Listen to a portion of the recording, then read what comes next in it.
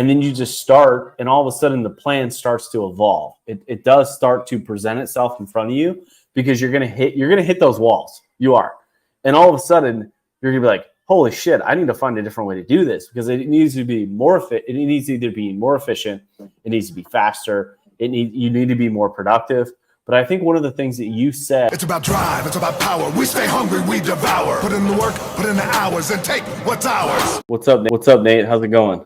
It is going good. How are you, JC? That is the bigger question, because you're in another country, I believe, right now. Yes. I'm officially, I don't know what you call it, like an expat or a digital nomad again. But yeah, we landed in Cancun, Mexico, probably like 2 hours ago, and made our way down to Playa del Carmen, and we checked into our Airbnb, which we're going to be staying at for the next 28 days. Well, my wife and son are going to be staying here for 28 days. I might be in Vegas here in the next couple weeks, and then I'll come back. But yeah, we're doing pretty good. It got a little sketchy, not gonna lie, from the airport to our Airbnb. Okay, it's like a 40-minute drive, not a big deal. I've probably done it 5 or 6 times in this country. Same airport, same taxi type situation, same freeway, same everything. Sure enough, we're like 10 minutes away from our Airbnb, and we're at a stoplight, which I was like, oh, cool, you guys added stoplights. That's a unique feature here in Mexico. And all of a sudden we hear this like loud bang, and the car like shudders, and I was like, oh, he dropped the clutch, and he just stalled out his van that we're riding in. Dude jumps out. We're on the like essentially Mexico's freeway. Cars are honking, lights everywhere, just people are pissed. He just randomly jumps out of the car, and I'm like, okay, great. We're getting robbed. All the scary shit that everyone says like about Mexico, I'm like, it's now coming to life. Right in front of our eyes. Nope. Come to find out, he was looking at the clutch underneath his car because it had just blown up. So we had 2 policias push us to the side of the road, and that wasn't far enough. So I had to jump out of the taxi, and I pushed us out of the way. And then like 10 minutes later, we got a new taxi, and we're in our home now. So we just checked in, did a little walkthrough.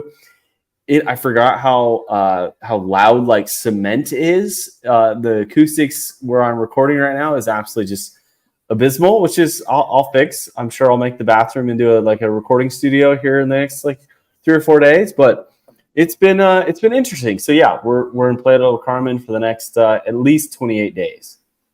Oh man, that's exciting. Taking the adventurous 3 to another adventure. I mean, that's cool. What do you got going on in Vegas? Like, are you going to a conference or? Yeah, we've got a self-storage conference that my buddy went to last year, and apparently got a bunch of value from it. So I might be flying from Cancun to Vegas and spending a couple days there to I don't know, talk storage stuff. There's a bunch of vendors. There's some education stuff. There's some meetups, and there's a couple vendors that have contacted me here in the last 6 months that I said, hey, if you're going to be in Vegas, let's chat then. And so that's what we're going to be doing. So, which I've never been to a conference in Vegas, but I can't imagine actually, that's not true. I've been to one conference in Vegas that I'm not going to bring up here on this podcast because it's inappropriate, but maybe I'll tell you later. I don't know. How many, we'll see how many Modelos I get in me during this podcast, and I might bring it back up. But I don't know if the self-storage people are going to be the Vegas type. I think it's going to be early nights, early to bed. I would assume, that's kind of the self-storage owners. You're probably the younger end of it. I'm sure probably they're in their 60s or 70s, just a guess. Maybe I'm wrong. Who knows? But yeah, I know. I'm sure the vendors, vendors are probably going to be on the younger side. I would assume, young salespeople, looking to sell some stuff. Just trying to make that commission, man. It's funny. Like, I was hit with a wave of salespeople today, and it's leaving the Cancun International Airport. As soon as you leave customs, which is, we just walk through it. I don't know what customs there was, but there was none today. And we're just immediately hit with just tours and taxis and timeshare people. And it felt overwhelmingly amazing. That's the only way I can describe it. Just hustlers, you know what I mean? And I've got my selfie stick vlogging camera, and I'm just vlogging the entire thing. And it was just, it's good to be back. It's good to be back into Mexico, and it's good to be back around people who are like, just they've got that grind in them. You know what I mean? Like they're trying to make a living, and then it's like they want to help you because you're going to spend money, and it's so relieving to kind of have that sensation back. We haven't had it here in the last ever since we got back from I think Thailand. There's just not a lot of hustlers in the United States. There's just not very many. Well, I mean, you don't see it in your face as much, right? Like just like that. I mean, they're all competing for your money, and they're on top of that, they're going to give you some great customer service because the competition is so tough right there, right? Like here, you need a taxi, or it's not even a taxi. You just call it Uber, right? And whoever the lucky person is that gets it, that's who's there.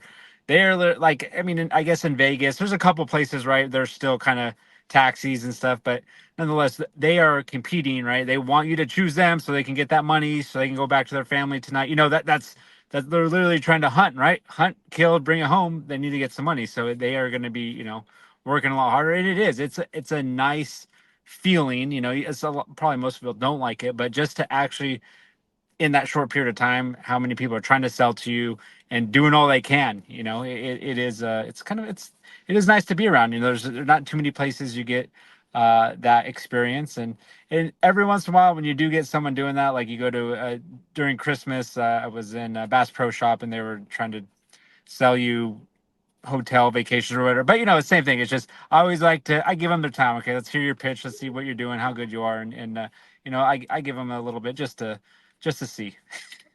Well, my favorite part about it is I learn from these guys and gals. You know what I mean? Like I want to hear it. Like, and it drives my wife crazy. It drives my son crazy. And it probably would drive most Americans crazy, just because, like, you're just you see like the urgency, and you just don't get that a lot. And it's definitely a wave. It's a wave of it's like a 15-foot wave out in the ocean. It's ready to crash on you as soon as those doors open. But I love listening to those guys because you get different techniques, you get different wordings, you get, they phrase things. They've had so many reps and so many practice, at it, that they're really good at it. They're like, oh, where are you going? Like, how can I help you? Which taxi are you doing? Do you want to do a tour? And you're like, what are you here for? And they're asking all the questions that I think a lot of times the people in the United States are so hesitant to ask. I was last week, we were contemplating either RV life or traveling, the world again. And we actually ordered an RV like 2 days ago so we're going to split time. So we're going to do part RV life, and then we're going to do part world travel, because I can't make up my damn mind. But it was funny because the sales manager that I showed up to this dealership, he wasn't there, and he was the sales guy I was dealing with, and we ended up not going with the RV that we initially put a deposit on. And he called me like a couple days later, and he's like, "Hey man, like I heard you were here. Everything okay? Like what happened? And he's pissed. He's a sales manager, and he was all flustered and stuff.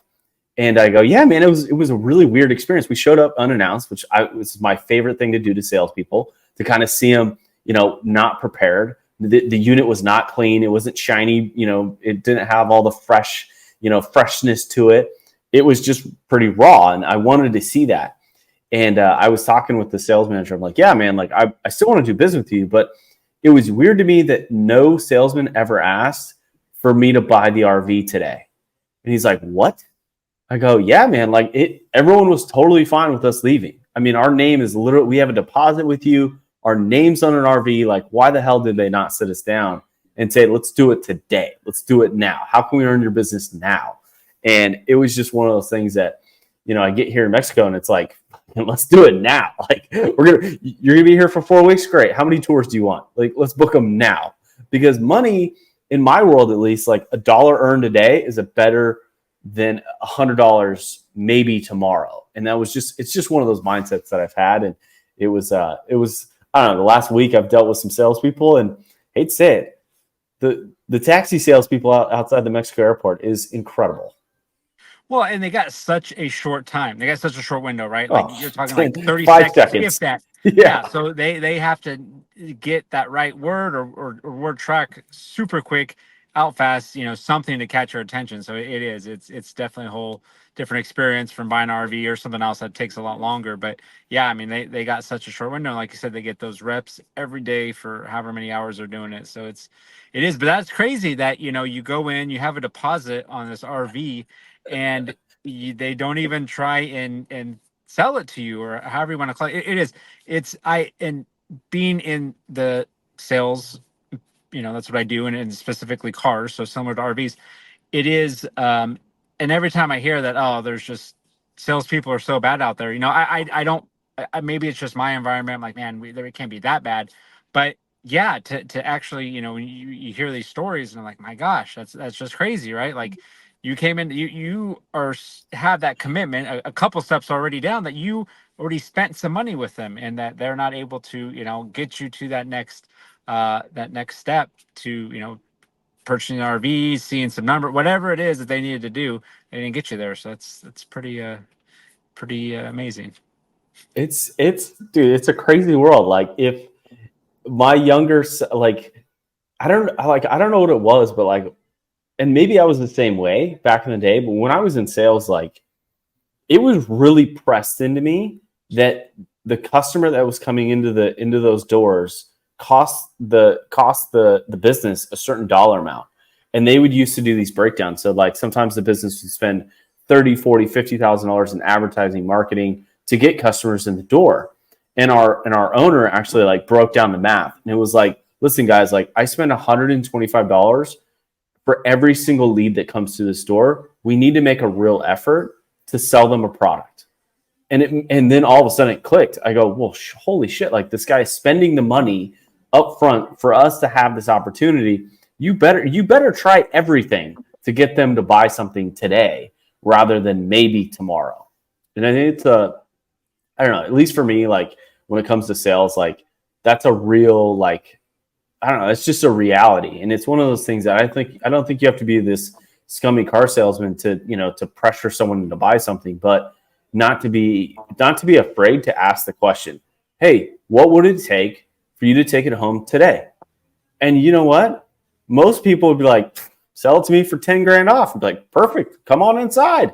We'll see how far we can get, and it's one of those opportunities that I think it's missed. And I think it's a great opportunity for, those hustlers out there to make a lot of money by just asking the simple question of, hey, do you want to buy it today? Yeah, I mean, right. I mean, especially, and I've been trying that too with people that come in the door, right? Because we get a lot of looky loos. The way our dealership's set up. So sometimes when those people are kind of, they go right away with their stalls, or their, hey, I'm just looking, hey, I'm just on my lunch, whatever. And I start asking them, well, how can I best serve you then? You're here on a time crunch. I don't want to waste your time. I don't want to waste my time. So how can we best serve you, that you're here? Because, there are those people, which to me, it always amazes me. Like, I got my lunch break. I got 30 minutes. Let me go look at some cars. Like, I don't know. That's the last thing I'm ever going to do, I've ever done, is go look at cars literally on my lunch break. We get people that's literally 12:30. Like, I just came real quick. Okay, well, anyways, so we're not wasting your time and our time. What can I do? Because I don't want to get a salesperson with you at this moment. If you literally got 30 minutes, and you do got to go back to, go back, clock back in and do all that stuff. So, but yeah, I mean, finding out, right? How can we serve you? How can we help you? What are you looking to do today? What are you looking to accomplish? Like, how can we point you in the right direction? They're all just questions you do need to, to ask, to kind of get behind, or find out what those people are looking to accomplish. But and on that too, kind of what with the spending money on the leads, I was watching a video, and they were talking about, kind of almost the opposite, right? Like, because let's just breaking it down for, hey, if every sale is worth $250, what if we start, okay, we're gonna, and this is, let's just say on average you're doing $10,000 a month, we're gonna pay you $15,000 on day one, right? Okay, 15 grand in your account.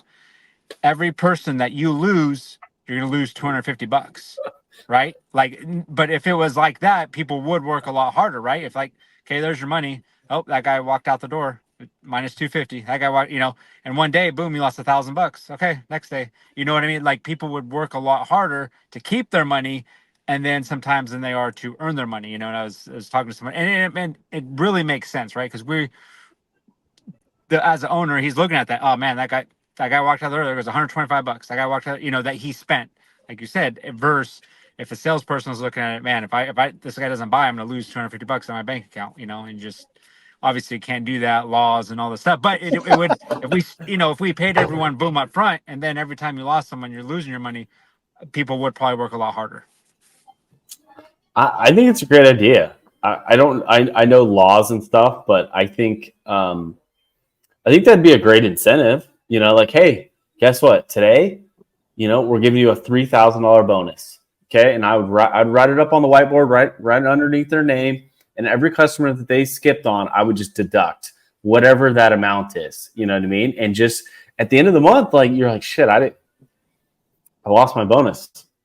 And it's one of those things that, like, I think you're right. I think it's a great motivator, and if you could figure out a way to make it where it followed the law, I think it would highly motivate people, because an extra $3,000 or an extra 15 grand or whatever the number is a huge motivator. And for me, I like it public, okay? Because I'm one of the most competitive people in the world. I was one of the shittiest car salesmen in the world, but I was also incredibly competitive, which made up for the difference, okay? Like, I was never last, but I was never first. But damn it, I tried to be first often. And it's one of those things that I think if you could figure it out, would be a huge motivator for your salespeople. Yeah, no, and sales people like to compete, right? Just among each other. So it is, and just as we're talking, I'm like, man, it's a little thing I'm gonna try. I'm gonna try something like not quite. Just it'll be a bonus type thing, and let's see if that works. See if people like to compete, and we'll see who can be after 1 month who'll be standing at the top of the mountain with the most left in their account. So before we hit record, you were trying to explain something to me that I had no clue what you were talking about. Can we hit on that topic again? Oh, of course. So I don't know what I was thinking. I was just the other day, just kind of randomly letting my mind wander, and I was thinking about our baseline, right? So like our baseline is what, I don't want to say average, but what we just do on a daily basis, right? Like our baseline of, hey, I work out for 45 minutes, or for you, right? Your baseline is maybe right now you're able to run 10 miles, or at one time, right? It was 10 miles, then you got up to 15, and now you're doing hundreds of miles. But I was just thinking of like how, as our baseline, what we're capable of moves, how we start seeing the world or just things around us different, and it's kind of a thing, because when you get around people, especially as on our personal development journey or just where we are, and it's kind of the same thing. I think of, hey, I'll see you at Thanksgiving. When you get around those people that their baseline is so different than yours, what you just do on a daily basis, what your life is, right? The car you drive, the food you eat, the people you hang out with, right? Like, and I was just thinking about it, like, man, my baseline has moved, so much over the last year or two of just, fitness, the things I do, the things I'm capable of, that we don't, that just talking about what you do can, people see it as bragging, or people see, it offends people almost, I guess. And it's just a thought, I was thinking about, like, man, where I'm now, and just looking at, just kind of just for self-reflection, like how has your baseline moved over the last year, over the last couple years, and I was just, whether it's income, whether it's like just the things you're capable of, and it's a good thing, to talk about, to help push you, and just to be like, man, look where I am now today, where I was a year ago, where I was a couple years ago.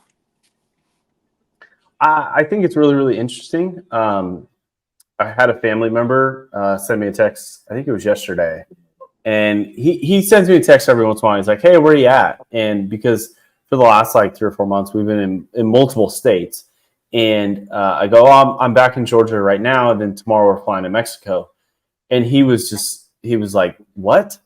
And he didn't really understand. I go, "Well, we're moving to Playa del Carmen for a month," and he's like, "What the hell?"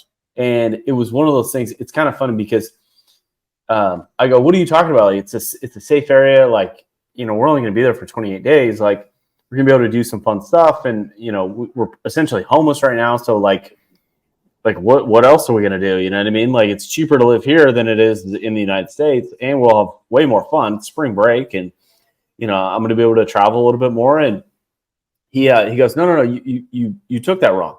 He goes, dude, you are absolutely fearless. And I'm like, what do you mean? Like it doesn't make any, like I don't know what you're talking about. Like I've been to, like you've been to Mexico, like you've traveled, like. And then he goes, listen, dude, you literally rented out your house, okay, and all your properties so you could go live in other countries. He goes, that's not what normal people do. And I started looking at it and talking about your baseline. It's incredible on where people's baseline is, and for us, our baseline is constantly being digital nomads and having that sense of today I left our Airbnb after the first 5 minutes we were here, and I walked to a grocery store.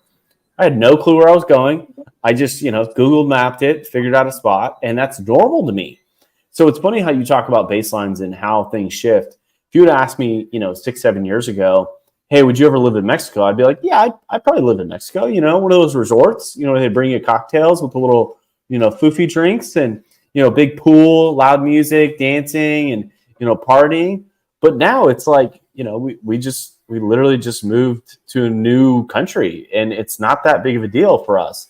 And I think oftentimes that people put limits on their baseline for the sheer sense of comfort. I spent some time with some family, and it was one of those things that they're just super comfortable where they're at. And I'm bored out of my mind. I'm like, my daily vlogs were just like, I was like fiending for something crazy to happen. And I was making little things into big things because I needed that baseline to shift for me. And no, I'm totally with you. I think it's really interesting. I think it's an interesting concept. When you first started talking about, I thought you were talking about like bench press or something, or like like our baseline at the gym when I was kind of an adult. We did flat bench. Me and my buddy were working out, and he goes, "All right, the baseline for flat bench is 135," and I'm like, "We're just gonna start with plates." He's like, "Yeah, we don't do anything less than plates, okay? Because you look like a pussy if you do less than plates." I go, "Okay, okay, there's your baseline."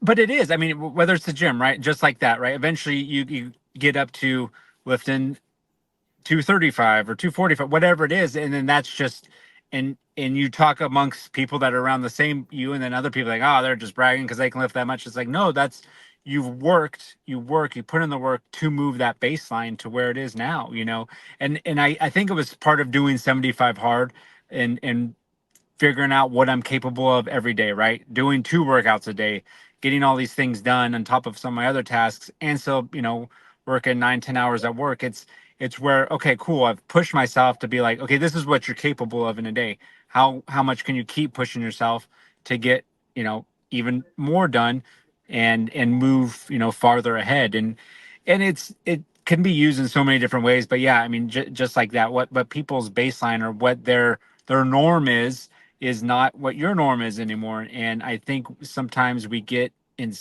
have that same baseline for so long, we get so comfortable with it, that we do, with the personal development and everything we're doing. You just got to keep pushing it. You got to just move it inch by inch by inch.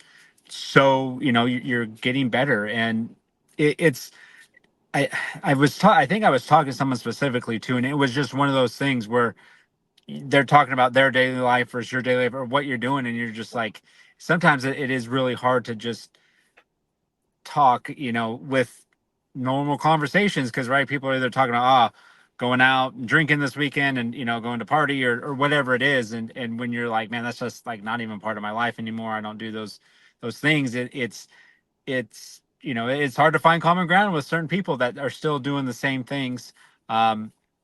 That they've been doing forever and not changing anything. So, but yeah, it's an interesting thing. It's a thing where we don't think about, and like you're saying, like your normal is like, which some people think like, oh, JC, like he's freaking traveling around the country. Like that must be nice. He like you just all of a sudden, were able to do it overnight, right? That you didn't buy these properties, that you didn't get these investments, that you're not still working. So you're able to do this. And everyone else in their 9 to 5 is like, JC again, going to another country, right? And it's just, but you're not. You're just talking about your life. This is the life you chose. This is what you've been working for the last couple years to be able to do this, and it's just a normal thing, right? Like it's just normal. But for other people, they're seeing it as some sort of bragging. Or JC, there he is on YouTube again, just bragging about what he's doing. Dude, it's yeah. So I've been doing the daily vlog now for I think episode 28 will come out tomorrow, and I've essentially been able to film, edit. I think it's 30. I want to say it's like 38 videos in 28 days.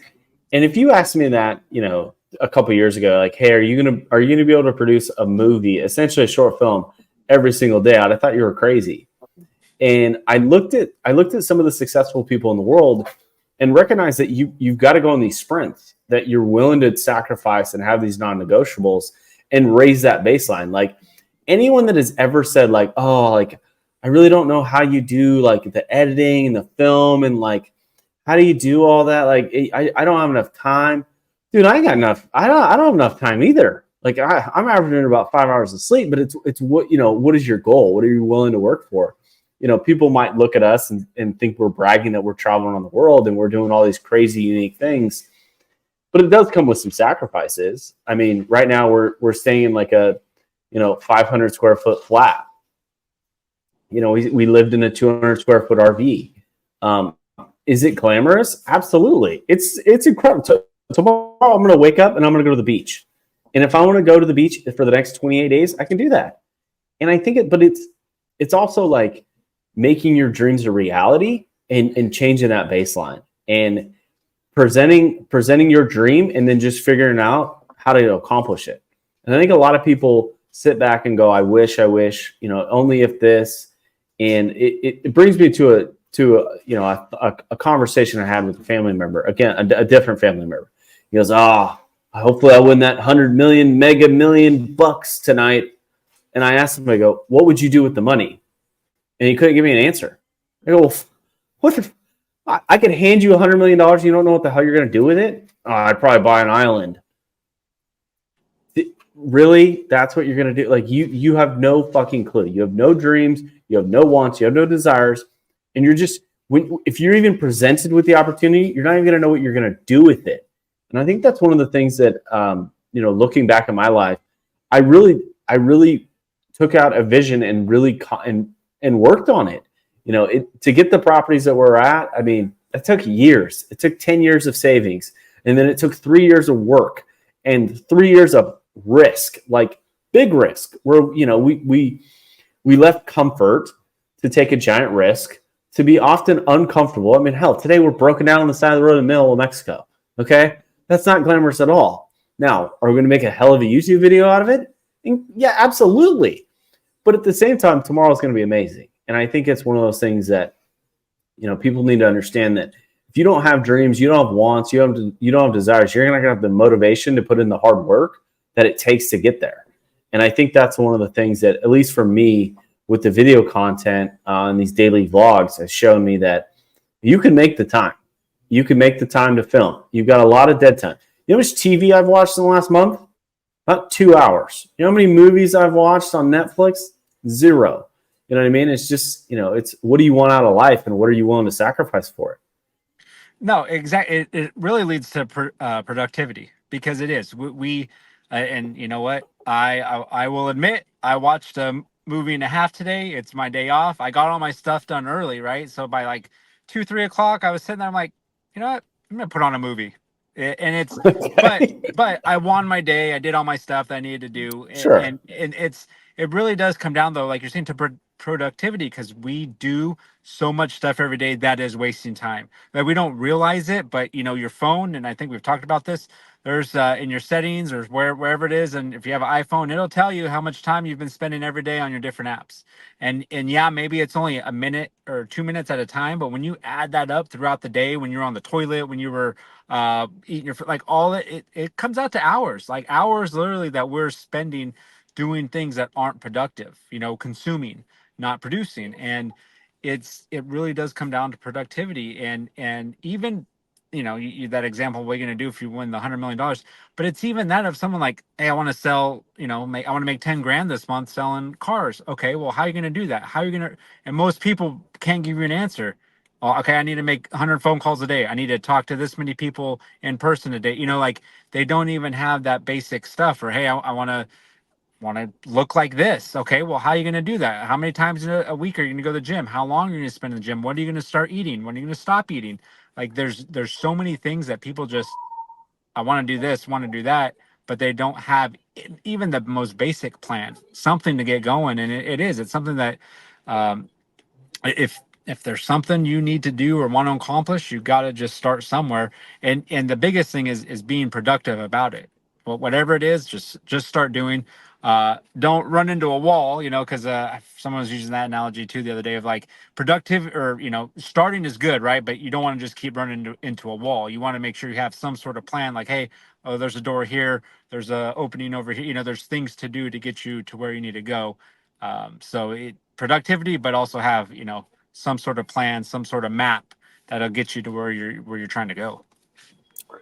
See, and that's why I disagree with you. I don't think you need a map. Because honestly, like just getting started and trying to figure it out, you're gonna find that the like-minded people, and that might be on social media, that might be someone on TV, and that might be someone in a book or a podcast. You're gonna be able to find a path, and the planning stage, in my opinion, can wait. I used to plan out, like I had this great business plan and fucking LLCs and bank accounts and money deposit and gear bought, and then I'm ready to go, and I'm like, fuck, forgot the customer.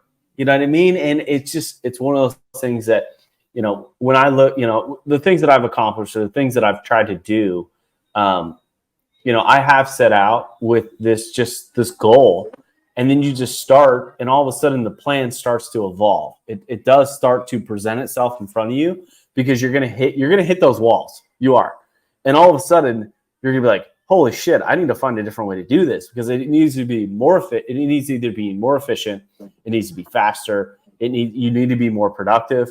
But I think one of the things that you said that often is overlooked is the way you're describing on what you want to accomplish is, how am I going to accomplish it? I think a lot of people get into the mindset of, oh, I can't travel around the world. I can't make $10,000. Oh, one of these days I'll be able to buy that fancy car or house, or have a real estate portfolio, or start that business, or whatever it is. I think a lot of people, if they could just shift their mindset to, how do I accomplish this? Because once you ask the word how, that's when you start doing the research. That's when you start finding the like-minded people. That's when you start finding these guides and these other people who have actually walked in your exact same footsteps. I mean, the great thing about the internet these days, and YouTube and some of the other social platforms, is that there is a plan in front of you. You just got to find the right person to be able to follow their plan. And I think it's one of those things that, 5 or 6 years ago, my wife and I we were like offered. They're like, someone was like, hey, do you want to go on this trip? And at the time we were broke. And I read the book Rich Dad Poor Dad by Robert Kiyosaki, and that was the mindset shift from his rich dad, from his poor dad. His poor dad would have been like, we can't afford it, we can't go. But his rich dad is like, how do we afford it? How are we going to make this happen? Do I got to get a second job? Do I got to sell something? Do I got to work a little bit harder? Do I got to make more phone calls? And I think it's one of the most important things that you just said was not, I can't do this, or maybe I want to do this, but how do I do this? No, for sure. And yeah, no, I don't get on the procrastination by making a plan. But basic stuff you do need to, I guess, would want to know, or just so you can get going. But yeah, it's a lot of procrastination is what hold people back. They have this, I'm waiting to do this, waiting to do that, and we've talked about, like, well, it doesn't take that long to. You can do most of that stuff in a day, right? To go get even if it's starting a business, get your LLC, get your business license, go get a bank account. I mean, that some of that stuff, depending on where you are, it can all happen in a day. So, but it's having some sort of plan, some sort of understanding of what you're going to do, and is good. And asking questions. I think we, or society, doesn't ask enough questions, right? what can I do? What do I need to do? How can I do it? And it's one of those things that I think, even just starting with personal development, it helps you shift that mindset.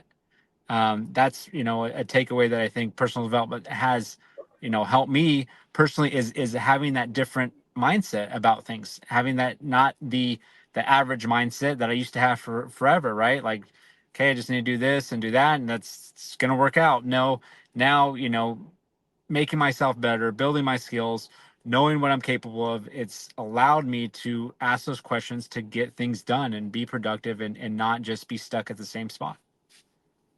So what are you going to tell the people who do take action and who start, and all of a sudden they've hit roadblock after roadblock after roadblock? Because I think a lot of times people get stuck in the mud or in the sand or whatever, and it's tough to push through that. Like what would be your guidance for that? I mean, it's really about just keep going, right? That's so many times we do hit those roadblocks, we plateau, we're like, man, it's not going. And it's a lot of it is just not quitting. Like, just keep going, keep doing, keep pushing through, keep doing more and more. And it it sounds very like, oh well, that's easy to say, but like, I'm in this situation, I'm in that situation. But it's a lot of it is just like, even when you're like, I mean, you can, when you're running, when you're working out, there's those things where you just like, you feel like you can't go more, and then you just push through a little bit more, and then boom, you get that second win, you get that extra momentum, whatever it is. It's really just not stopping. Keep going, keep knocking those doors, keep shaking those hands, keep making those phone calls, keep whatever it is you're doing, whatever you're trying to build, keep lifting those weights. Stay an extra 5 more minutes than you usually do. It's just doing one more, doing an extra thing is going to push you through and build that momentum to start seeing some results if you haven't seen any for a little bit. I think oftentimes people quit too early. I mean, it's a story I've told before, but I think most people just they build up the courage, and then they take action, and then they quit because they don't get the results as fast as they think it was going to happen. It's the same advertisement of, get six pack abs in 30 days by not changing your diet and not working out. All you got to do is buy this fucking machine that shocks the hell out of your fat ass stomach. Like, that's not a reality. It's a sale. Like, it's a piece of marketing. And I think it's one of those things that often people, will get wrong because they're looking for the result immediately after only putting in a couple of days worth of work.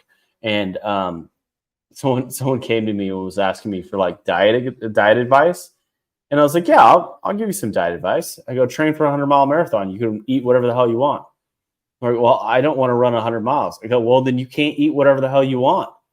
Well, what do you mean? I go, well, when you're training for a 100-mile ultra marathon, you're going to run 9 to 1,100 miles before the race.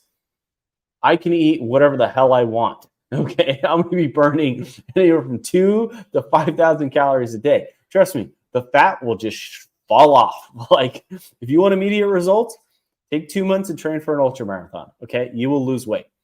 But the problem is, I think a lot of people are looking for that short answer and that quick, that get rich quick scheme, which I love get rich quick schemes. Trust me, I'm going to get rich quick. It's going to take me 20 years, but it's going to be fast. In the lifespan of my life, 20 years out of 100 years, that was pretty quick.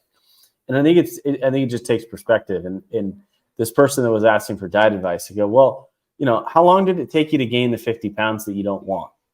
They go, 20 years. I go, well, if you keep eating like shit and not working out and just doing these half-ass diets, it's probably going to take you another 20 years to lose the 50 pounds. Or you can educate yourself, you can work out and eat less, and you're going to get there. You're going to get there rather fast, And fast, I mean like in a year or 2 years, not in 30 days. Yeah, and that's what we are all used to now. We've talked about this many times, Amazon and fast food and all that stuff, right? We want convenience, we want things quick, and like you said, you didn't get the way you are overnight. it's something that you've been built, your habits have been built in for, years and years. So changing those habits, it's hard.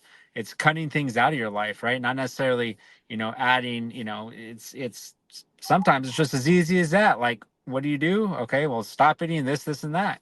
Start shopping at the edge of the grocery store, not in the center.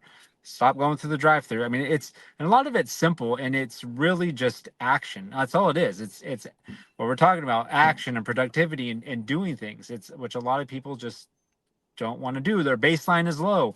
They're in that average mindset. They don't want to change. They are comfortable, and it's getting uncomfortable is such a hard thing, and it's really easy to produce. And when you get uncomfortable, it does change you really quickly, actually. And it's easy. What's uncomfortable for a lot of people? Jogging, running, whatever you want. Like, even for 10 minutes, like, that's fucking uncomfortable. It's uncomfortable for me. I hate running. But it's one. And actually, the other day I was almost like, I haven't jogged in a while. I might jog. I didn't do it yet, but it's whatever it is. If it makes you, if you think I don't want to do it, that's definitely the thing you need to do, because that's uncomfortable, right? Like, I don't want to go to the gym an extra twice in one day, or I don't want to stay for an hour. I only want to go 30 minutes, or I don't want to run. Like, you can just start naming off the things, or I don't want to knock on that extra door. I just got told no 5 times in a row. So now I don't, I don't want to do it. I'm good for the day. No, you got to keep going. You got to keep pushing through. You got to keep getting uncomfortable. You got to talk to that random person in the grocery store and just say hi and make a conversation, because that just is going to help your communication skills.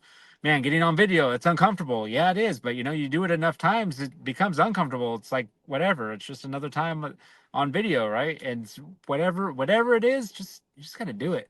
And that's really how you just start getting better. Sorry, I was one of the statements you made triggered me. Okay, so today, I daily vlog, right? So I'm carrying around my big ass camera here. You want me to show it to you? Yeah, let's see it on the Action Takers podcast, now on video. Yeah. So now we can do these things. Okay. Anyways, so this is the camera setup, right? I got a big old dead cat. Okay, it's the furry thing to make the audio sound good. Big old 4K camera. It's not really a big 4K camera, but it's a mirrorless type vlogging type camera. I got this giant, Gorilla Pod on there, and like, this attracts stuff, right? It attracts people, and it just draws attention to yourself, and especially when you're talking to it, like, it's awkward and it's weird and nerve wracking. And it was funny that, I'm vlogging through the airport, and one of the shots I wanted to get was us going down the escalator. Keep in mind, I've got my luggage, I've got my wife's dragging 2 sets of luggage. My kid is dragging his new skateboard through the airport, and it's just a chaos, all to one escalator, right? And sure enough, this guy cuts right in front of me, and he's got his hat low, he's got his fucking sunglasses on, earbuds in. And I look at him, and I was like, immediately, I was like, one, I'm vlogging, so I'm usually pretty positive. And initially I was like, this fucking asshole. Like, he clearly sees all of our shit. Like, we're 2 steps away from getting on the escalator. And sure enough, it's Shane Gillis. Do you know who Shane Gillis is, the comedian? I do not. I've heard that. Dude, he's famous. He's famous, super famous. I don't watch too much comedy these days. He does the Trump impressions. He does, like, this Down syndrome like act. He's got this weird mustache, kind of like yours. Okay. And super famous. And he is in complete incognito mode, like, to a point where, and now I'm like realizing, like, oh, this is a famous person. I can, like, chirp at him. And I just simply go, nice disguise. And he looks at me and goes, haha, yeah, funny. And sure enough, we get on the tram together, and I'm still vlogging, and I'm like, hey, it's Shane Gillis, like, hey, and he's like, he's probably pissed at me, but it was one of those moments that I had to realize that, like, he's the same exact age as I am. He's 36 years old. And it's one of those, like, it's not dreams of mine, but it's one of those things that, like, I want to be recognized in public. I want to be recognized from doing something incredibly cool. Right. And that's one of the reasons why we do the Adventures 3 and the daily vlogs, because I think attention matters. And I think if you if you can be a great personal brand and you can attract that attention, sometimes good, sometimes bad, it's you really have a not power is a bad word, but if you can draw attention, money is not ever going to be a problem.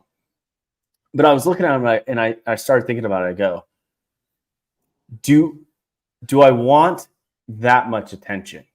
And I realized, I go, absolutely I do. Because this dude is so famous that Nate doesn't even know who the hell he is. I'm going to send you some of his comedy stuff because it's hilarious. But I realized that it took him like 14 years to get to that point. And I think a lot of times people don't understand the amount of work, the amount of failures that guy had to go through. Just for me, dumbass, with my stupid vlogging camera. And I looked at him and I go, I want to be where he is at some point in time. Well, and it really goes back to attention, right? Like, and this is kind of more of a business thing. And no matter how much you think people know your brand or whatever, even just in a local sense, there's a lot of people don't, right? Especially businesses, especially, there's all these things, whatever you want. Like, yeah, he's famous. There's a lot of famous community, a lot of famous people, right? There's a Yeah, lot of people clearly that you don't know who he is. I've heard the name sounds familiar, but I didn't know his community or exactly what, like, and it's just one of those things, right? Like no matter how much you think you're known, how much content you think you're producing and putting out there, and oh man, there is a good chunk of people that aren't seeing it, that don't know who you are, that don't know, anything about your brand, your business, whatever it might be. So it's always a good, stuff like that's always a good reminder that no matter how, right, he's probably really famous. There's probably, a good percentage of people, you ask them, they'll know who he is. But at the same time, there's a good percentage of people that don't know, right? And I'll even once in a while, I'm just watching, look at my views. I'm like, dang, I'm only getting 90 to 100 views on these things. There's, I don't know, however many people, even just followers. And then obviously there's people that aren't following, there's so much people that aren't seeing your stuff. So no matter how much you think you're doing, you're really not doing that much, I guess is a long-winded way to get around to thinking, hey, you got to do more. You got to take more action, because whatever you think you're doing, it's probably not enough to get that attention. That's true. That's true. Do I recommend starting a daily vlog? Yes. Dude, it's changing my world. It's it's like you and 75 hard, Yeah. The amount of time and dedication. And if you have the discipline, you can carve out the time to do whatever you want, to accomplish whatever dream you want. I've got a dream, and sure enough, you're talking about views and stuff. Dude, I'm getting 10 to 150 views on these videos.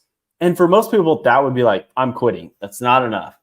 But if I put you in a room with 150 people, you'd be like, holy shit, this is a lot of people.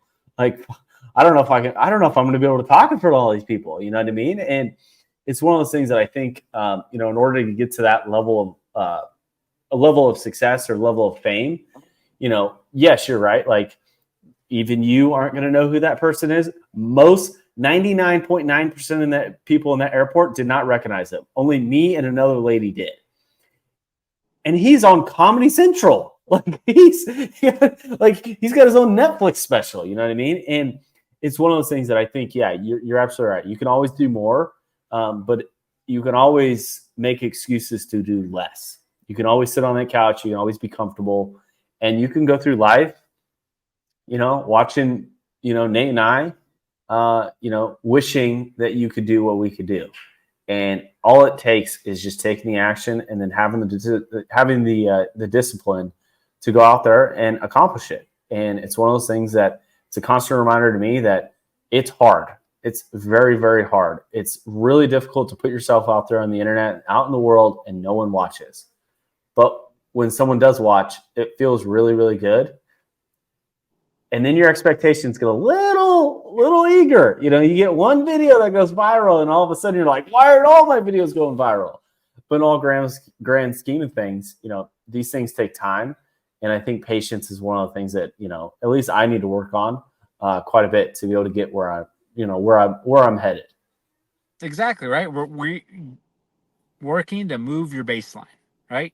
Your baseline, 100 views. Eventually, it's going to be 1,000 views. Eventually, if you don't have a video that's doing 10,000 views every time, you're going to be like, what the hell's going on, right? And as you improve your skills as you're doing more and more and get better and better. It's just like anything, right? We go back to our first couple episodes, man. It was not exactly or even close to how we are now. And in another 100 episodes and more practice, we're doing our baseline, and what we're capable of is going to be moved, that farther along. And it is one of those things that getting in those reps, and Alex Ramosi talked about it, right? Like, what was your test? Was it 100 or was it 10,000 flyers or whatever it is? And that's one of those things that, like, everything I do, even that, right? Oh, I only got a few views. Well, that's however many more people know about my business, know about my brand, know about me. It's just, you got to look at it in that kind of in the long run, right? Like, cool, 10 more people found out about me today. Next day, 10 more people. 10, you know what I mean? You just got to keep stacking that, and it's eventually building that momentum. And when you're thinking you're hitting this wall, like, I'm not getting anywhere, doing this every day and every day, and eventually it's gonna happen. Absolutely. So if you have not already subscribed, if you've already not liked and commented below and shared the show. Oh yeah, I was supposed to only do one thing. Okay, I forgot my own rule. Okay, but we're on YouTube now. Okay, and there's multiple things that you have to accomplish if you enjoy the show. If you're watching this on YouTube, please let us know below that you liked a certain part of the show. I think that will absolutely encourage us to keep going, because I think the last two podcasts that we put on YouTube, we didn't get any views, which is fine. Which is funny, because I was thinking about this. I go, God, like, it didn't get any views. Like, why? Is it the thumbnail? Is it the title? Whatever. No. It's because we haven't put in the reps yet. We haven't uploaded to YouTube hundreds of times like the rest of the people that we're competing against. Why the hell would YouTube push our content in front of Shane Gillis? Because we don't have a Netflix special. Okay, Nate doesn't even know who the hell you are yet. Like, why are we going to be shown? Until we put in the reps. So if you're sitting there right now, if you've made it to 51 minutes into this episode, please do us a favor, and please just, let us know below what you enjoyed about the show. I'd greatly appreciate it. And I think people could take a little bit more action, JC. I think if you can leave a comment, like it, subscribe, share it. Giving people one task is good, but give them we can give them a couple tasks. I think our audience is capable of doing a couple things for us, helping us out. All right. So until next time, take some action. And I guarantee you, I will be in a tank top matching Nate next week. All right, man. I know it's getting to that summertime weather. Cheers, brother. See ya. It's about drive. It's about power. We stay hungry. We devour. Put in the work, put in the hours, and take what's ours.